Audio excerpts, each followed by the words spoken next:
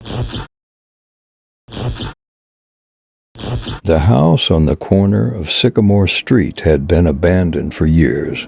Its windows were shuttered, its paint chipped and weather-beaten, and the weeds in the front yard grew unchecked, like the fingers of the earth creeping up to reclaim it. For months, the for sale sign swung lazily in the wind, ignored by passers-by, as though everyone instinctively knew to stay away. That is, until Chris and Diana came along. The couple, desperate for a new start, stood in front of the house, their two children, Vlad and Courtney, lingering near the gate. They needed a home, and this was the only one they could afford. Diana looked over the paperwork in the real estate agent's office earlier that week and froze at a strange detail.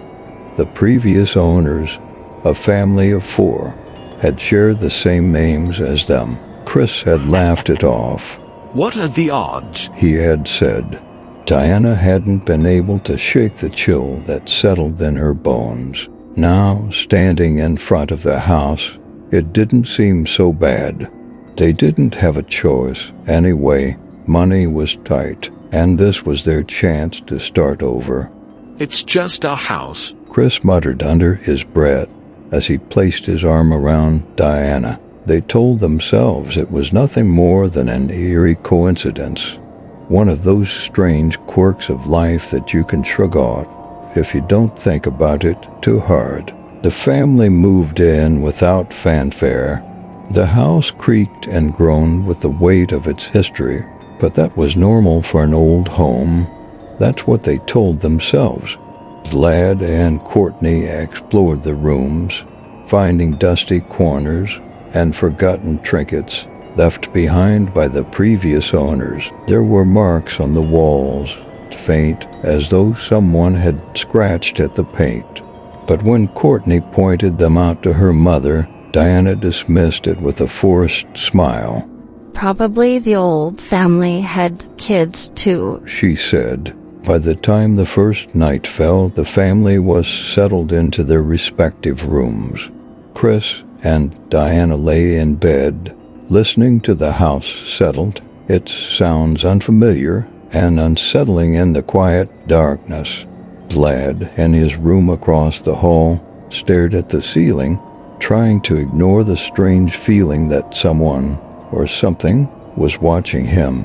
Courtney, the youngest at 8, snuggled into her bed, clutching her stuffed bear, the only comfort she knew in the vast, looming darkness. But the house wasn't silent for long. Vlad woke in the dead of night, his breath coming in short, sharp gasps. Something was wrong. The air in his room felt heavy, suffocating, like a thick fog pressing down on him. He sat up, the hairs on the back of his neck prickling as he scanned the room. At first, he thought it was just his imagination, a shadow in the corner, nothing more. But then the shadow moved. His heart pounded in his chest, and his breath itched in his throat. His face, Vlad's own face, stared back at him, but it was twisted, grotesque. Blood dripped from its mouth, and its eyes were sunken, hollow and black as the void. It whispered, its voice a rasp that clawed at his ears. Frozen in place, Vlad couldn't move. He wanted to scream, but something deep inside him, some primal instinct, warned him against it. But as the figure stepped closer, its mouth widening into a horrible, jagged grin, terror took over. He opened his mouth, and the scream ripped from his throat. The moment the sound left his lips, the figure lunged at him, its hands wrapping around his neck like cold iron. The scream was cut off abruptly, and in the silence that followed, Vlad's body fell limp to the floor. In the dark, the shadowy figure vanished, leaving only the echo of his scream hanging in the air. The next morning, Chris and Diana found Vlad's body. His face was twisted in terror, his eyes wide open and lifeless. They had no explanation, no way to understand what had happened. The coroner's report would later say natural causes, perhaps a heart attack brought on by fear, but that didn't make sense. He was only 12, too young for something like that. They tried to comfort Courtney, who had been too shaken to speak. She had heard something in the night, the sound of her brother's scream echoing through the house. Diana held her close, but nothing could ease the growing sense of dread that weighed on them all. That night, as they tucked Courtney into bed, Diana kissed her daughter's forehead and promised her that everything would be okay. But Diana didn't believe it.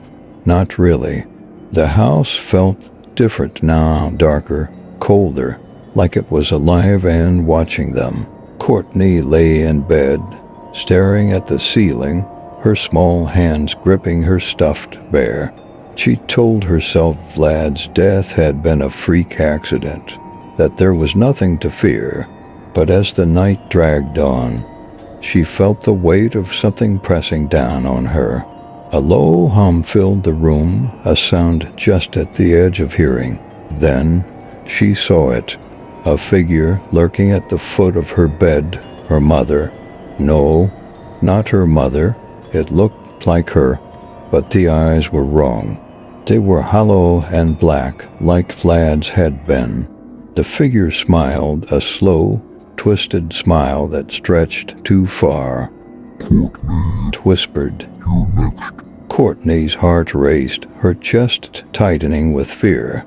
She pulled the covers up to her chin, squeezing her eyes shut, hoping it would go away.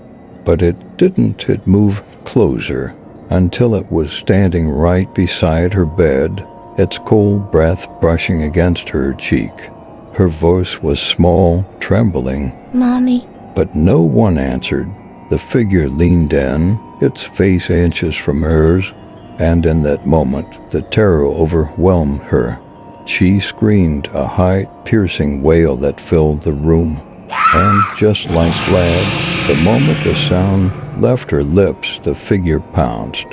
Courtney's scream was cut off abruptly, her small body going limp as the darkness swallowed her whole. The following morning, Chris and Diana were numb with grief, two children dead into nights.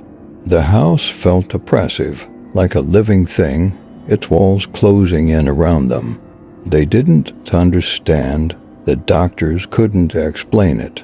The police had no answers. But Diana knew something was terribly wrong with the house. She spent the day combing through the papers they had signed when they bought the house. There, in the old records, she found it, a death certificate for the previous family, the ones with their same names. All four had died in the house, just like their children. She shared her findings with Chris. It's the house. She said, her voice trembling. It's doing this to us. At first, Chris didn't want to believe it, but the evidence was undeniable. We have to leave, he said. But as the day faded into night, they both knew it was too late. That night, they didn't sleep. They sat in the living room, clutching each other, waiting. They had figured it out. The house was feeding on their fear, on their screams. If they didn't scream, they wouldn't die. It was simple, in theory. But as the hours passed, the house grew darker, the air heavier. A deep, unnatural silence fell over the place, broken only by the creaks and groans of the old wood. Then it began. The shadows moved along the walls, taking shape. Vlad and Courtney, their dead children, stood before them, their eyes black and empty. Behind them, more figures appeared, distorted, ghostly versions of themselves, the previous family, their twisted faces locked in eternal screams.